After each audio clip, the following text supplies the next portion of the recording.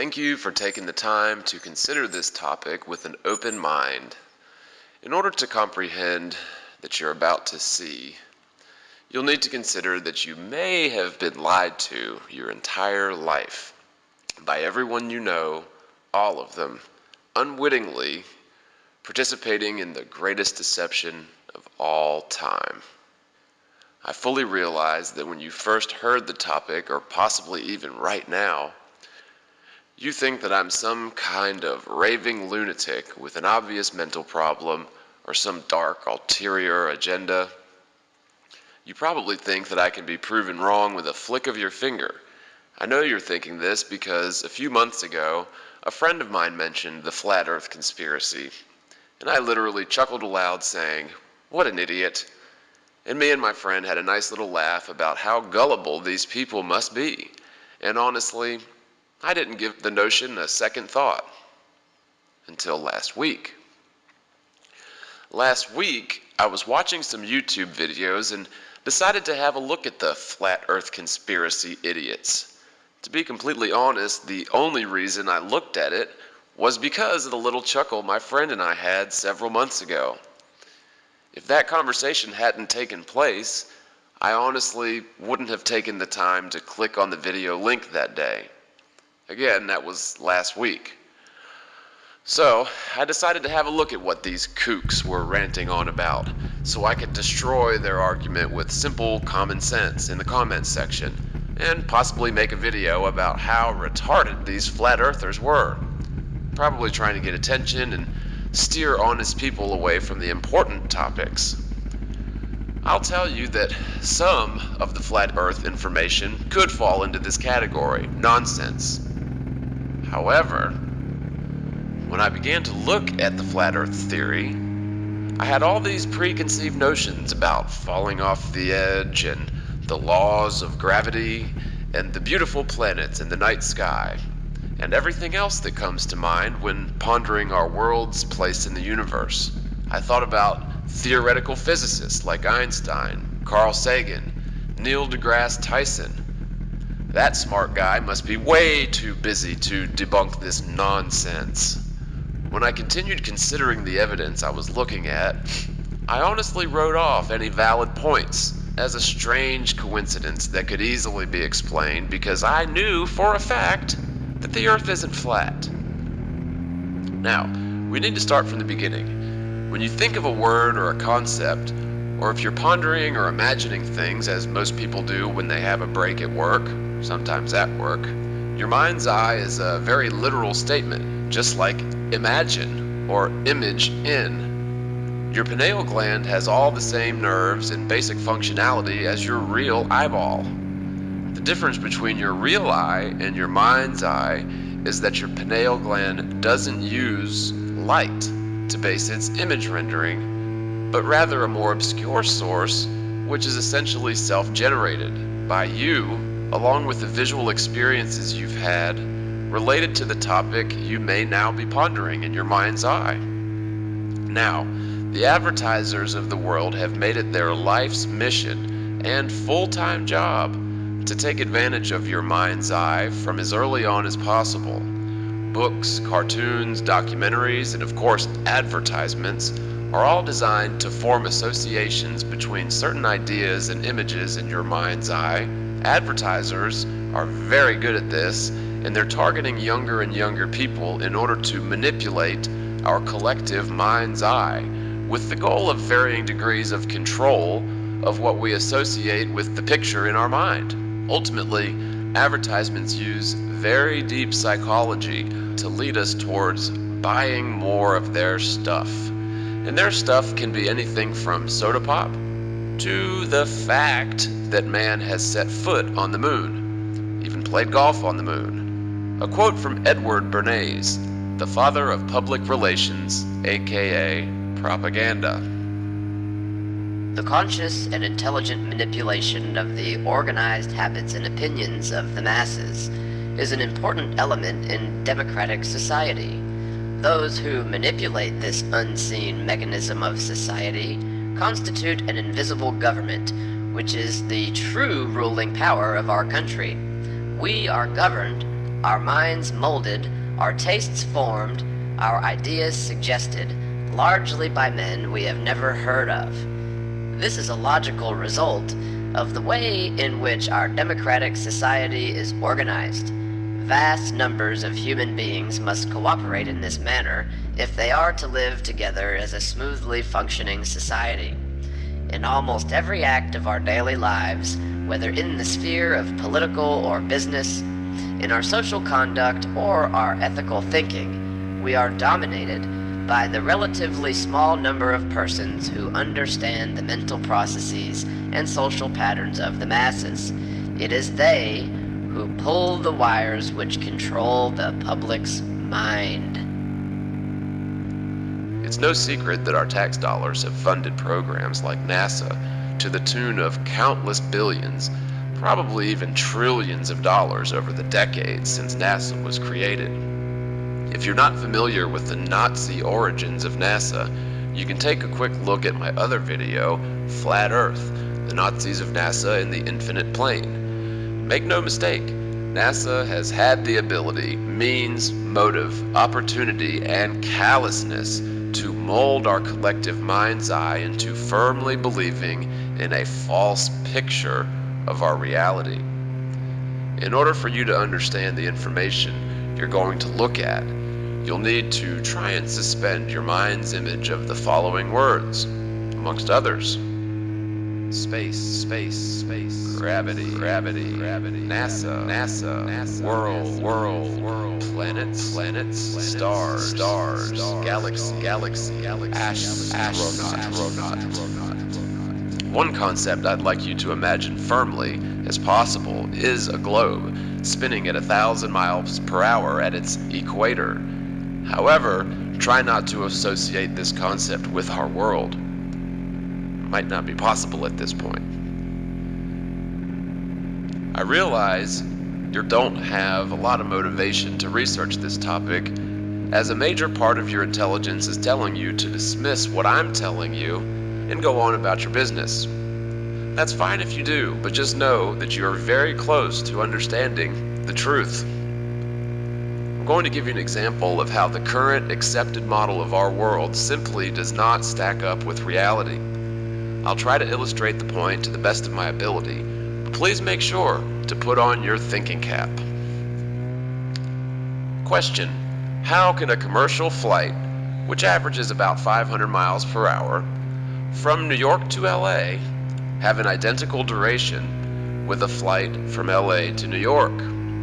Assuming, for argument's sake, the Earth is spinning at 1,000 miles per hour eastward, and each plane can travel at 500 miles per hour relative to the ground below. If the Earth is indeed spinning at 1,000 miles per hour to the east, the plane going west could simply hover in place, and the Earth would naturally spin towards it at 1,000 miles per hour. Furthermore, the eastbound flight would have to go 1,000 miles per hour just to stand still relative to the spinning Earth, and would still need to generate another 500 miles per hour beyond the 1,000 miles per hour mark. And this simply cannot be. Using this logic, in order for the two flights to have identical durations, which is impossible on a spinning globe, the eastbound flight would have to generate enough thrust to propel at 1,500 miles per hour to keep up with the 1,000 miles per hour spin, and also overtake that spin by 500 miles per hour relative to the ground below it. Remember, the flights are identical in duration, so on the flight going west from New York, it would have to fly backwards at 500 miles per hour to account for the Earth spinning towards it at 1,000 miles per hour and ensure that the flights have identical duration. If you think about this logically, a commercial flight going 500 miles per hour could not possibly fly from LA to New York, as the destination would continue to get further and further away at a rate of 500 miles per hour. In fact, New York would eventually overtake this flight like an Olympic runner lapping me on the track, since he can run twice as fast as me. On the other hand, a flight from New York to LA should be very short indeed, as the Earth should be spinning towards that plane at over 1,000 miles per hour, on top of the 500 miles per hour inherent rate of the plane. This fact alone proves, beyond the shadow of any doubt, that the Earth is not a spinning globe. Simple logic, right in front of our faces, and there's absolutely no denying this evidence.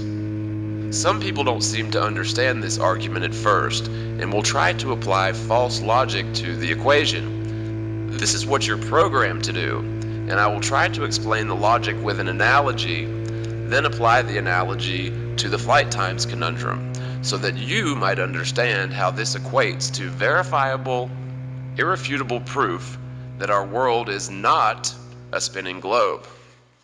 If you've ever driven down the highway, you most certainly know that it's much more difficult to pass a car that's traveling in the same direction as opposed to a car that's coming towards you at 65 miles per hour.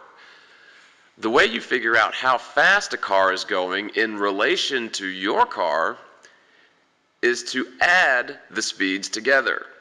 So, if you're doing 65 and the car on the other side of the freeway is also doing 65, your relative difference in speed is going to be 130 miles per hour.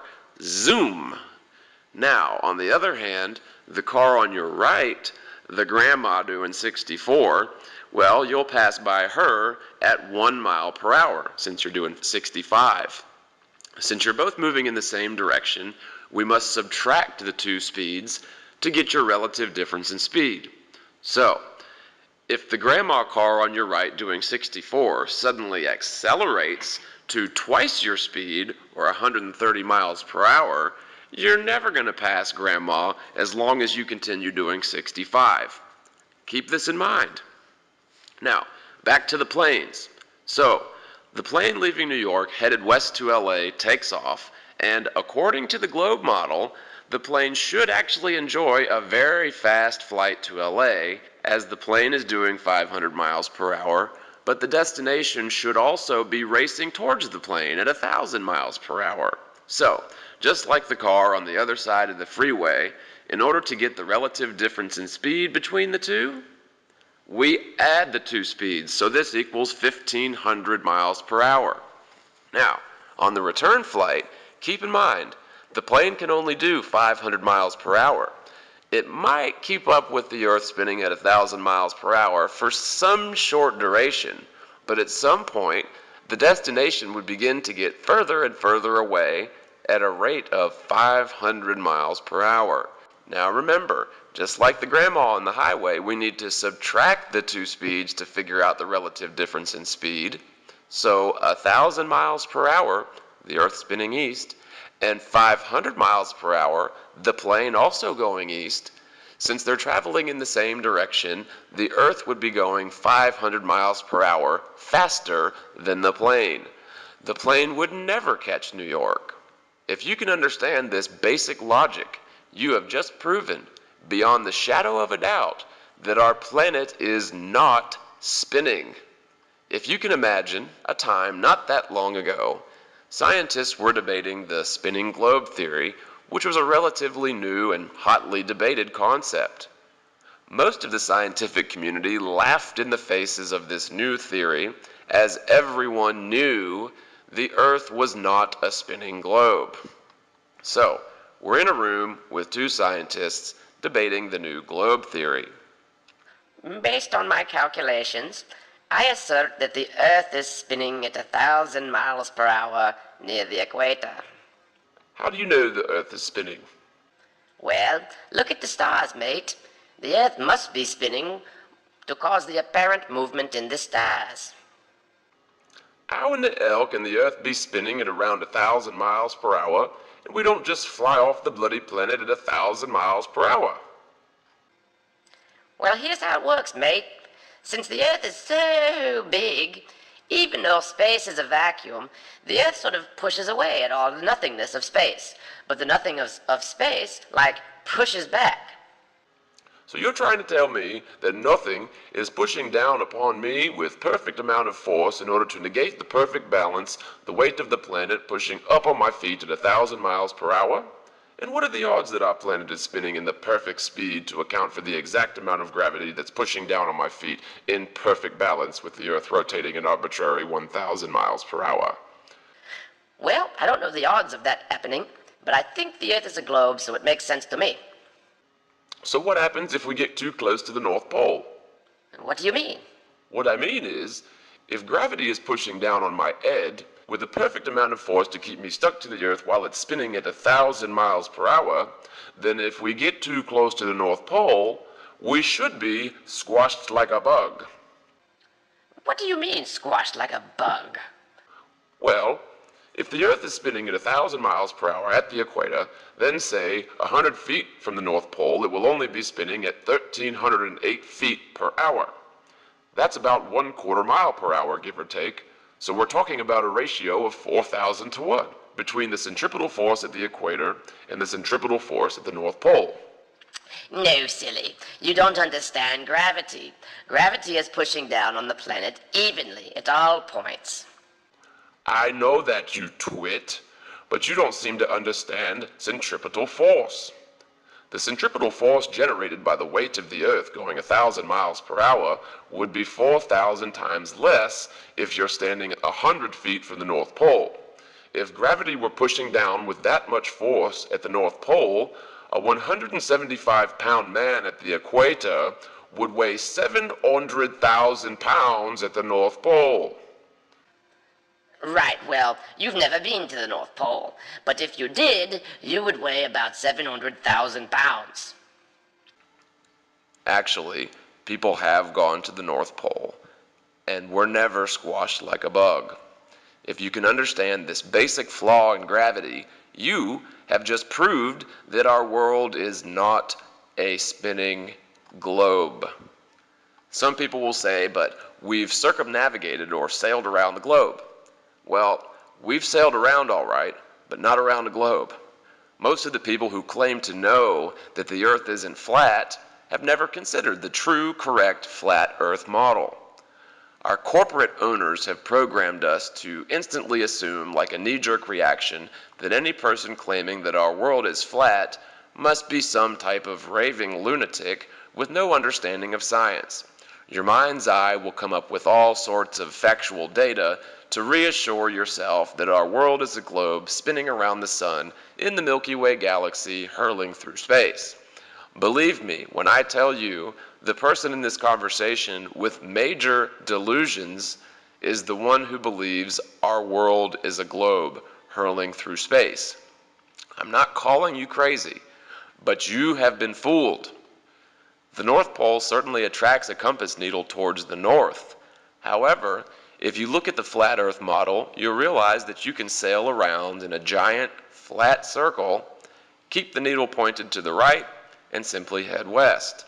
You'll see the false globe model has cleverly taken control of how you view the world, so at this point it still may be difficult for you to understand what I'm telling you, but it is the honest, verifiable, 100% truth. The painful truth is, without considering for a moment that our world is not a spinning globe, you will never be able to review the real facts and subsequently weigh them logically in both models. This means you cannot come to a rational, logical conclusion until you consider that you have been lied to. I can attest to you that in the last week, I have taken the time to consider both models and have come to the definite, doubtless, indisputable conclusion that the globe is a hoax.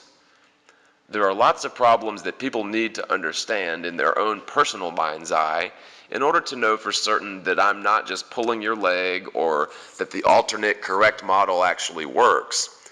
I'm going to try and cover a couple of arguments that I've heard people try to use in order to perpetuate or justify the globe image in their mind's eye. When they do this, people are really just trying to understand how the flat Earth model works.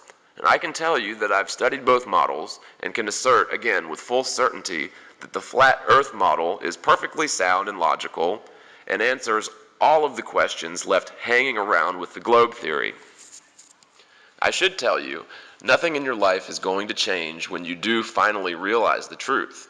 Ships are not going to start falling off the edge of the earth if they go too far, and your GPS is still going to work. The only thing that might change in your life at first, if you're like me, you might sleep a little better at night, knowing deep down inside that the planet you're on is completely stationary, just as it seems, and all the celestial bodies we can see in the night sky are rotating around the magnetic center, also known as the North Pole, just as they seem. The celestial bodies are just as beautiful and mysterious as ever. If you're into aliens, don't worry. It's far more likely that our visitors with the magnificent crafts we've been seeing all over the place are most likely our very close neighbors, not just some theoretical fantasy that involves traveling for millions of years through the vast emptiness of space and then somehow finding our little speck of a planet in the dark alley of our average Milky Way galaxy. There are some people whose lives will change because of this, and those would definitely be the science professors and the people at NASA, who have tied up their entire lives in the false globe model. If you are a science professor or an independent scientific researcher and you happen to stumble across this topic, you need to grow some balls and get this topic into the mainstream. One of the questions I get a lot is, but we orbit the sun. Wrong. The sun and the moon and all the celestial bodies are actually orbiting the magnetic center, which is found at the North Pole, the center of the possibly infinite plane. The flat Earth model perfectly explains the seasons as the radius of the sun's orbit around the center alternately gets tighter and looser, causing the sun to shine on different areas of the flat Earth at different strengths depending on the time of the year.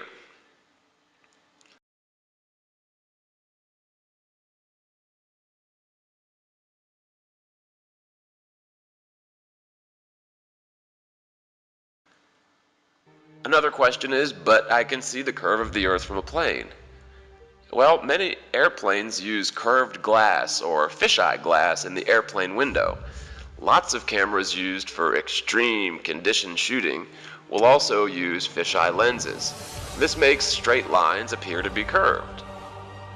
Furthermore, the straight line will appear to curve in all sorts of different directions as the camera changes point of view relative to the straight line.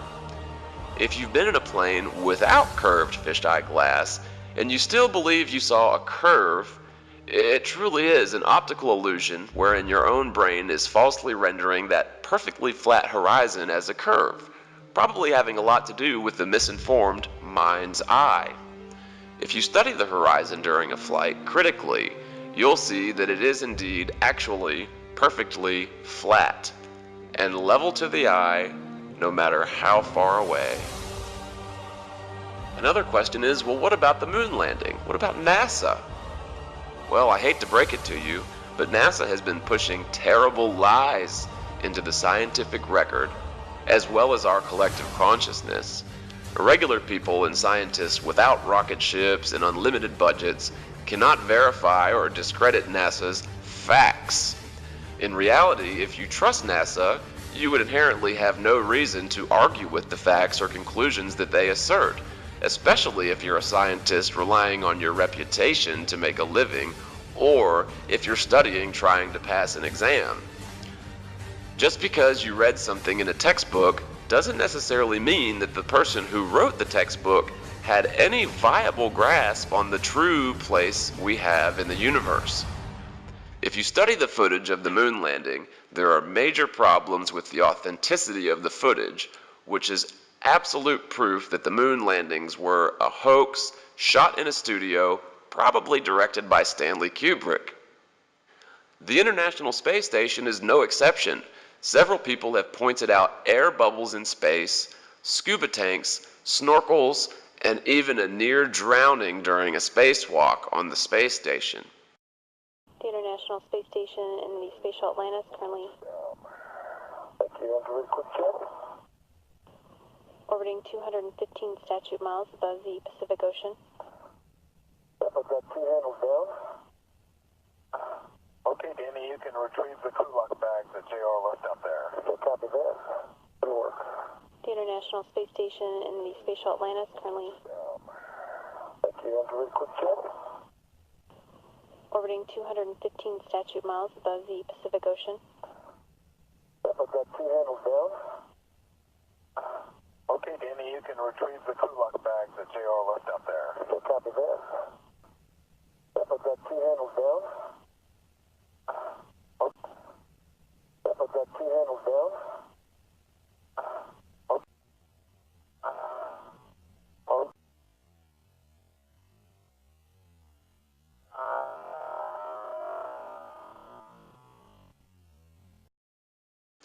CGI has improved a great deal in the last few years, and it turns out all of the International Space Station, spacewalks, all of that stuff were contrived and most likely filmed in a large water tank right here on Earth.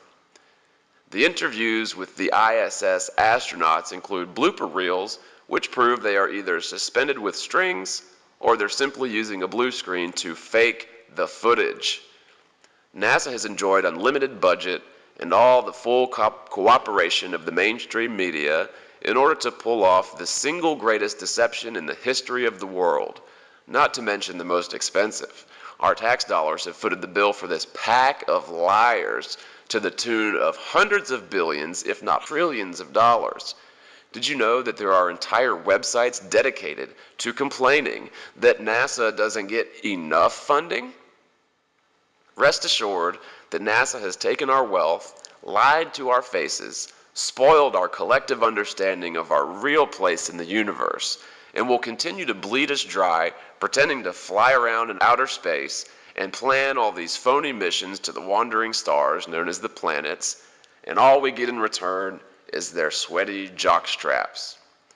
Now, all the while, if we could simply travel across the natural boundary to our world known as the Antarctic, the true frontier would begin, but not a pointless frontier into outer space, a totally doable, easily obtainable frontier right next door, literally. Now, due to the Antarctic Treaty signed by all world military powers in the 1950s, it is illegal to travel to the Antarctic without the express written permission of said world governments and only for peaceful scientific research, under the strict supervision of the military and with major limitations. Right now, it's actually illegal to bring or store any fuel anywhere near the Antarctic. And this treaty isn't up for debate for several decades. I ask each and every one of you to consider the facts and weigh them in both models. If you have any questions about the alternate correct model, I would suggest that you join the International Flat Earth Research Society, where you can see tons of verifiable scientific evidence that the globe is a hoax, and we live on a world that is stationary, peaceful, and serene, just as it seems. Sleep well, my friends. One rather laughable claim I hear is that the International Space Station can't be a hoax because I can see it from my house. Well, can you see people inside it from your house? No, there is clearly something up there orbiting. It just happens to be empty and has never been manned. It's just an orbiting tin can. And the fact that it's empty means it won't really be subject to any forces moving it back and forth, and all the considerations I mentioned with people like Chris Hadfield going through the station at breakneck speed aren't a problem. So it's very possible to have an empty orbiting tin can, which is what the International Space Station is. And they have some cameras mounted up there as well to do some of the shots supposedly looking down from it. Another aspect of the illusion of space travel is spacewalks. These are faked inside a swimming pool. It's a custom-built swimming pool, and that's a great way to fake zero gravity. They now wear snorkels to make sure that they don't drown in space. How can this be happening? A snorkel in space? There could be some water in the porous plate sublimator. When they were on the moon, they supposedly had about a gallon of water, but that cooling system is supposed to be well away from their head. There really is no sane explanation for why a gallon of water would leak into someone's spacesuit unless you realise the whole thing is faked inside a swimming pool. In this scene, you can see the Chinese spacewalk, and you can see a bubble coming up from the guy's suit. How do you have a bubble in space? Space is supposed to be a vacuum, not a swimming pool, but it's obviously just a swimming pool filled with water. Obviously, there would be some equipment that they could only fix from the outside, but a lot of these spacewalks, it seems like equipment they easily could have configured to be accessible from the inside of the International Space Station. It seems more like an excuse to get out and show their other space trick, which is the faking of spacewalks in a swimming pool. In this vid, you catch a glimpse of someone wearing a scuba tank. Scuba tanks in space? Snorkels and scuba tanks in space? They act like a spacewalk is just a walk in the park, like there's very little danger involved at all. They're looking through the spacesuits. Oh, here's a spacesuit. We're going to go for a spacewalk. As if there's no danger at all. Like they don't care. They don't care. They don't act like they're in a life-threatening situation, like they could die at any second, even though they can. So you would think to preserve their life they would want to minimize the amount of spacewalking that they did. But there seems to be an abundance of equipment on the outside of the International Space Station that constantly requires repairing, which makes for a good TV spectacle and is inspired by movies like Sandra Bullock's Gravity. And after Gravity came out, they of course had to do another spacewalk to fix some emergency, some piece of equipment that their lives depend on that amazingly they can fix every time.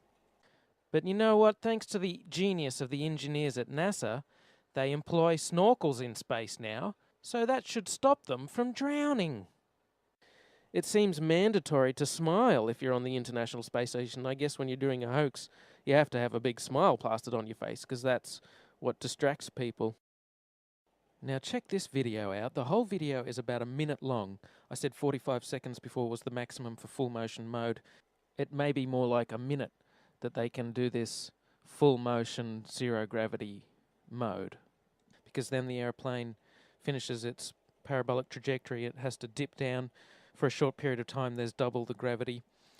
Anyway, have a look at the end of this, and there's a strange motion to the center.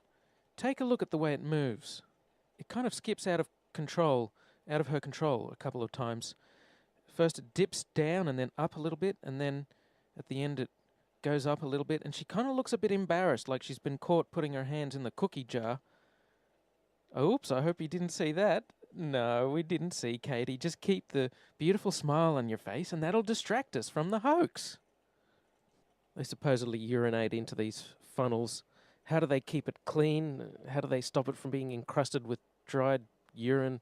You can't use water to clean it. You could, but you'd be wasting a precious resource, and then there'd be dirty, urine-filled water floating around the cabin instead of ordinary water. So, to summarize, they're living with their own excrement, their feces and their urine. They build the International Space Station out of long, thin segments. There's all kinds of motions being translated to the International Space Station through these blue handles everywhere. They could spring a leak between segments easily. There's no airlock between segments. They don't do laundry or have showers, and they're incredibly uncomfortable the whole time. They don't have access to proper medical treatment or facilities. They have to routinely go outside to fix equipment because they like to put stuff on the outside of the International Space Station that can only be fixed from the outside. So in short, this International Space Station is a suicidal hellhole. It's an awful place to visit. Every second their life is in danger and they could easily die, yet nothing ever goes wrong that they can't easily cope with and fix given the incredibly limited set of tools they must have up there. And they act like they don't care. The International Space Station is the worst place in the world to be, and yet they act like it's the best place you could be. When they're supposedly in the International Space Station, I suspect they're actually in the astronaut facility Star City, Moscow. There's a specially built training facility. There have been very few civilians in space. One of them is a South African millionaire. he had to do several months of training in Star City, Moscow. And what you do is you learn the zero gravity tricks. That's what the training is for. They will tell you, oh, it's training to handle contingencies on the International Space Station, and if someone gets sick, you have to get in the Soyuz and quickly hurry back to Earth, or if you have to do a spacewalk. They have to hide in Star City, Moscow, because if they're photographed anywhere, it would ruin the whole hoax. They have to stay very hidden. In fact, they basically have to live in Star City, Moscow, as they would do on the International Space Station.